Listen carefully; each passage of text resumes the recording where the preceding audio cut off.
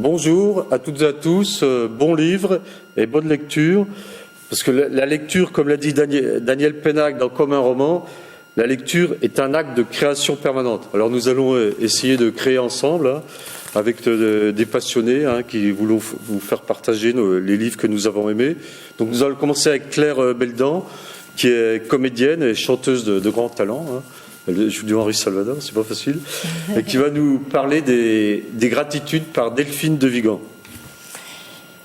Merci Bernard, merci beaucoup. Dire merci à temps, c'est vraiment important et parfois on n'a pas le temps de dire merci et c'est bien dommage. C'est ainsi que je résumerai le livre de Delphine de Vigan, Les gratitudes. Delphine de Vigan a beaucoup écrit sur les relations dans les familles, sur les relations profondes entre les êtres humains. Les gratitudes, c'est l'histoire d'une femme âgée, Mishka, qui rentre dans un EHPAD parce qu'elle n'est plus autonome. Jérôme, l'orthophoniste, et Marie, une jeune femme qui a été recueillie enfant par Mishka, vont raconter tour à tour leur visite chez la vieille dame dans l'EHPAD. Ces visites sont entrecoupées par les cauchemars de Mishka quand elle est seule, et là on comprend vraiment la solitude de ces personnes qui se retrouvent dans ces lieux où ils ne sont pas du tout chez eux, et quand ils n'ont pas de visite, ils sont vraiment très très seuls, et on sent le poids de cette solitude. Les moments qui sont partagés avec Jérôme et Marie, ce sont des moments tendres, riches en émotions.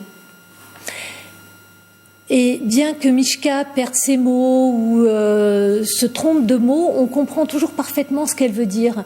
Et en fait, ça m'a fait penser à la pièce de théâtre de Jean Tardieu, Un mot pour un autre.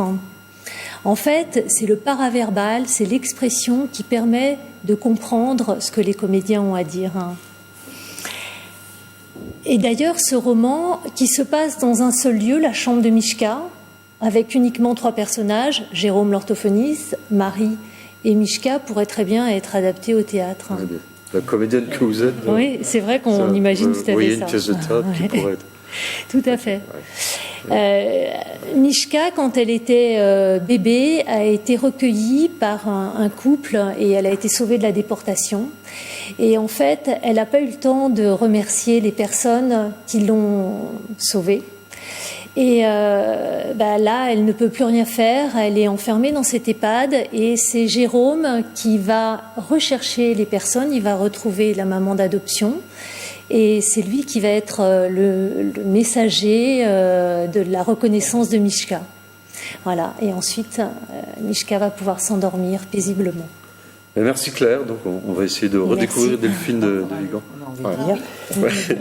Maintenant, Monico de Mignac, qui est auteure et conteuse, va nous parler de l'Afrique qu'elle aime tellement, nous aussi, avec Afrique Petit Chaka. Oui. Alors je vous le montre. Ce livre est magnifique, les illustrations aussi. C'est tous les tons qui sont propres à l'Afrique. Alors, c'est en fait l'échange d'un grand-père et de son petit-fils sur l'Afrique. Et il lui pose des questions. Alors, elle lui dit Papa Dambo. Alors, je vais vous lire quelques passages parce que je pense que j'ai un peu le temps. Les illustrations sont superbes. Les illustrations sont superbes. D'abord, il dit Papa Dambo est grand comme le baobab et plus savant que le marabout. Papa Dambo est mon grand-père et il raconte des histoires mieux que personne. Il lui dit Papa Dambo, dis-moi quelle est la couleur de l'Afrique. L'Afrique, petit Chaka, elle est noire comme ma peau, elle est rouge comme la terre, elle est blanche comme la lumière de midi, elle est bleue comme l'ombre du soir, elle est jaune comme le grand fleuve, elle est verte comme la feuille de palmier. L'Afrique, petit Chaka, a toutes les couleurs de la vie. Et chaque fois, il pose des questions. Papa Dambo, quelle est la couleur d'Afrique? Après, il lui demande de parler de son enfance, de sa mère, de son père. Alors, il y a un passage sur la mère que j'aime beaucoup qu'on dire parce que au moins elle tient toute la place dans la culture africaine, c'est très bien. Khadija, ma mère, petit Chaka, n'est pas restée longtemps mince comme une liane. Après moi, 13 autres sont venus. 6 filles et 7 garçons. Ah, le vacarme dans la case, pire qu'une troupe de macaques en folie. Mais elle, qu'a déjà ma mère, jamais je l'ai entendue hausser la voix. Elle était calme comme l'arachide et belle, toujours dans ses boubous, aussi colorée que les fleurs de la savane, si belle que de toutes les femmes de Samba, mon père, elle a toujours été la mieux aimée. Alors ça, c'est une reconnaissance que je trouve formidable. Alors, il parle du village, d'une journée type, du fleuve. Et petit à petit, ils arrivent sur les grands thèmes de l'Afrique, le problème de la pluie, la brousse, les esprits. Il y a tout un passage sur les esprits et les esprits de la nuit, la magie, la circoncision qui est abordée de façon très, très, très, très belle, les ancêtres et la mort. Juste ce petit passage où il lui dit « Papa Dambo, jamais je veux que tu meures, jamais. La mort, petit Chaka, la mort est un vêtement que tout le monde portera. Mais demain est encore loin et j'ai devant moi des jours, des mois et des années pour te raconter d'autres histoires qui te feront garder dans le cœur la mémoire de l'Afrique. Et peut-être que plus tard, quand tu auras mon âge, petit Chaka, à ton tour, tu raconteras à ton petit-fils les histoires de Papa Dambo. Alors, où je serai, je rirai de bonheur. » Et là, je retrouve le Petit Prince un petit peu. Ouais. Voilà, je suis amoureuse de ce livre et je vous conseille de le lire. Pour les petits et les grands. Ouais. Hein? Pour les petits et les Pour les grands. petits et les grands, tout à fait. En fait, il était dans un très grand format et ça a été réduit, mais il garde toujours son charme. Oui, peut-être, il faut que je dise. Illustre, il y a aussi un illustrateur. Marie Sellier et Marion Le Sage. Et c'est la maison d'édition Jeunesse. Voilà. On a du mal à le trouver, mais on le trouve. Voilà. Merci Monico pour ce voyage en Afrique. Oui. Donc, Nathalie Volve, qui est maître de conférence à l'Université de Saint-Quentin-du-Velay, tout à côté, va nous parler maintenant d'une brève éternité de Pascal Bruckner. Oui, tout à fait. Merci Bernard. Alors j'ai choisi de vous parler de ce livre, donc Une brève éternité, avec un sous-titre qui s'intitule Philosophie de la longévité, parce que c'est une injonction à ne jamais renoncer. C'est presque une ode à la vie. Donc c'est pour ça que j'ai voulu aujourd'hui vous présenter ce livre qui va sortir ces jours-ci en septembre. Bon, Pascal Bruckner, on ne présente plus. Hein, c'est un philosophe, un romancier qui a écrit plus d'une trentaine de livres. Et donc il nous revient cet automne avec un essai qui part du constat suivant. On a gagné 30 ans de vie, d'espérance de vie depuis 1900. D'ailleurs, 30 ans, c'était la totalité de l'existence d'une personne, d'un homme ou d'une femme au XVIIe siècle. Et donc, c'est une formidable avancée qui va tout bouleverser, la vie familiale, la vie amoureuse, la vie professionnelle, et puis tout simplement le rapport au monde. Et donc, l'auteur pose la question suivante, alors qu'est-ce qu'on va faire de ces 30 années de sursis, de ce cadeau ambigu, comme il écrit, et au fond, il pose la question de savoir comment aborder cette période un peu spécifique où après 50 ans, on n'est plus tout à fait jeune et puis on n'est pas vraiment vieux non plus. Donc c'est ça qui est intéressant dans ce livre, c'est l'abord de cette période particulière. Et il se demande au fond, et c'est vraiment ça l'objet du livre, comment convertir cette vie en plus en un art de vivre. C'est vraiment un livre qui a pour objet l'art de vivre. Alors, moi, j'ai trouvé que, ce qui m'a beaucoup plu dans ce livre, c'est qu'il y a des analyses qui sont très percutantes, notamment sur le renoncement, et même sur le renoncement au renoncement.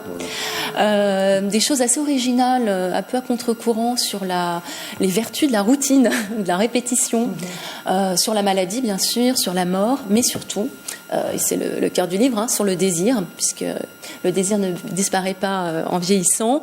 Et je crois que c'est un peu le message du livre. S'il y a du désir en toute chose, c'est peut-être ça qui peut nous sauver. Et alors, ce que j'ai trouvé également bien fait dans ce livre, c'est qu'on va être presque dans une balade philosophique et littéraire. Donc pour mener son analyse, sa réflexion, il nous emmène de Homère en passant par Zweig, Maupassant, Sartre, toute la littérature étrangère. Il convoque les arts, la musique, la peinture, le cinéma. Et c'est-à-dire qu'on a un livre qui est très riche, mais très accessible, parce qu'on a une écriture comme ça très limpide. Donc c'est très très abordable. En dépit de cette richesse, et il y a toujours des formules, comme dans tous ces livres, très savoureuses. Voilà. Bravo Nathalie. On a envie de lire. Ouais, ouais. Alors, si vous voulez, nous allons terminer cette émission en compagnie d'Evelyne Dress. Evelyne Dress, tout le monde se souvient de l'héroïne Et la tendresse bordel de Patrick Schulman, où il était avec Bernard Giraudot, qui a disparu trop tôt. Et donc, dans Pas d'amour sans amour, et avant que je vous dise, Evelyne Dress sera aussi au Salon de Liancourt, comme invité d'honneur le dimanche 24 novembre, salon présidé par Patrice Franceschi. Et Evelyne Dress sera aussi invitée d'honneur. Donc, si vous voulez des livres dédicacés pour offrir à Noël, il faudra... Donc, dans Pas d'amour sans amour, on retrouve un peu le personnage, c'est peut-être la suite de Elle a tendresse bordel, où elle s'appelait Eva. Là, on retrouve Elva, donc qui est une femme célibataire de 40 ans, une jeune femme dynamique, branchée. Ça se passe dans les années 90, mais elle se retrouve seule. Elle a été déçue par ses contacts sentimentaux. Les hommes sont parfois décevants, paraît-il. Et donc, par exemple, son dernier compagnon, elle voulait faire un enfant, lui ne voulait pas. Donc voilà, elle a rompu à cause de ça. Puis après, il va lui arriver plein d'aventures, elle va tomber sur des types bizarres, tout ça. Elle cherche l'amour fusionnel, quoi, avec du sentiment, et aussi, elle cherche le type idéal, quoi, qui est difficile à trouver. Elle nous emmène dans plein d'aventures, tout ça. Elle s'écrit avec beaucoup d'humour, aussi de la lucidité. C'est vraiment très intéressant. Et le début, ça démarre très fort. Elle c'est son gynécologue. Donc voilà. Voilà. Alors, je peux vous lire quelques phrases. Je pose les fesses sur le bord de la table et les jambes en l'air. J'enfourche les étriers avec la volonté d'écarter les cuisses, à les décrocher de mon bassin. Le gynécologue plonge loin dans mes entrailles. Méthode archaïque, à l'heure où l'humanité fait des pas de géant sur la Lune. Je ne me plains pas. Je suis une femme émancipée. Me retrouver béante devant un inconnu ne me gêne pas. Tout à l'heure, dans la salle d'attente, une jeune femme disait à son mari « Je ne rentre pas si tu ne viens pas avec moi ». Sa peur se mêlait à l'indignation de partager avec un inconnu ce qu'elle donne chaque soir à l'homme qu'elle aime. Si je n'étais pas émancipée, je la comprendrais. Vous voyez, femme libérée depuis la chanson de Cookie Dingler, là, de Strasbourg, était une femme libérée, on sait que c'est pas facile. Et dans ce livre, elle montre de façon humoristique et lucide aussi, avec beaucoup d'humour, que c'est pas facile, quoi. Rien. Je trouve que Bernard, il parle des femmes avec beaucoup de gentillesse, de tendresse. Alors, il se trouve que je suis au milieu de 5 sœurs. Je suis une famille de 8. J'étais entouré de 5 sœurs. Vous êtes entouré de 3 sœurs. Donc, je connais... tout seul avec nous. Ouais. On devait avoir un autre homme, mais il est tombé malade, quoi. C'est Patrick Ottaviani, qui est un éditeur, écrivain, mais il est tombé malade et voilà, on lui souhaite un bon rétablissement. Oui. Merci.